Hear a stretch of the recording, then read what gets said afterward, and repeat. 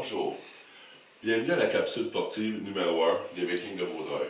Bonjour les joueurs et les joueuses des Vikings. Je vous remercie d'être à l'écoute ce matin. Vous allez dire, pourquoi on fait une capsule sportive? On commence à faire une capsule sportive quand la saison est terminée. Je répondrai à ceci. La saison n'est pas terminée. Oui, la saison régulière l'est, mais la vraie saison va bientôt commencer. Alors, le premier sujet, je suis persuadé que les questions brûlent vos lèvres présentement. Je vous dirais, la question qui est plus demandée, c'est comment bien ruban gommer un bâton de hockey. Premièrement, souvent les gens me disent, François, ça veut dire quoi ruban gommé? Eh bien, ruban gommé veut dire TP. Alors, TP, avec un tape ici comme ça. Vous voyez?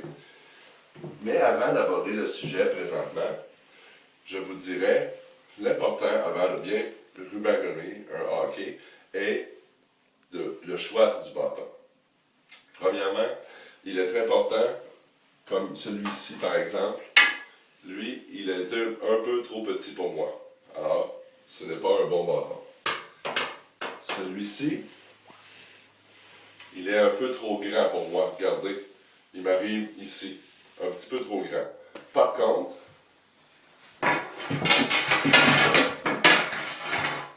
celui-là, il est juste parfait. Alors, il faut qu'il arrive en dessous du menton. Comme ça. Bon. Maintenant, après avoir bien choisi votre bâton de hockey, je vous dirais une autre chose très importante, c'est de bien choisir le bon côté. Je suggère fortement aux joueurs et joueuses, surtout des Vikings, pour pas qu'ils se trompent de côté de lancer, c'est que quelqu'un qui lance gauche va choisir un bâton gaucher, comme celui-ci par exemple. Par contre, quelqu'un qui lance de la droite, effectivement, va choisir un bâton droitier. Alors, vous avez tout à fait raison. Maintenant, comment bien poser le ruban gommé sur le bâton de hockey? Premièrement, tous les gens me disent, François, de quel côté mettons le tape? Si je prends, par exemple, le tape ici, il y a deux côtés. Je vous suggère fortement d'utiliser le côté qui colle pour apposer sur votre bâton. Plusieurs ont déjà essayé par le passé de le faire de l'autre côté. Vous voyez, c'est un peu difficile de pouvoir jouer au hockey. Alors, peut-être pas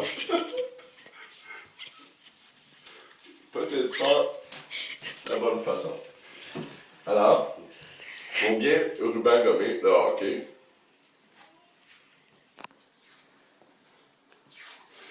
on la pose ici, vous voyez ici,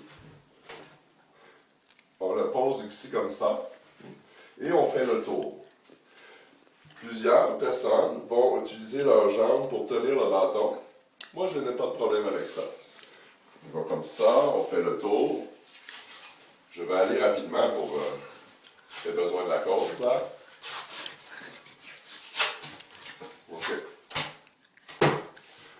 OK, voici le résultat est fait. Ensuite, dernière question avant de terminer le volet du hockey. Eh bien, plusieurs personnes me posent la question, François, quelle couleur devrais-je choisir pour mettre sur mon bâton? Eh bien, je vous dirais, personnellement, j'irais avec le match. Le match veut dire, si vous utilisez un bâton noir, je vous suggère le ruban noir. Si vous utilisez un bâton blanc, par exemple, je vous suggère un ruban blanc comme ici. Par contre, si vous utilisez un bâton orange, ben vous pouvez prendre le ruban orange.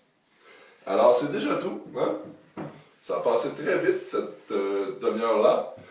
Je vous convie à la prochaine volet, la semaine prochaine. On va traiter du patin. Comment choisir un bon patin. Alors, sur ce, les Vikings, bon match. À la semaine prochaine.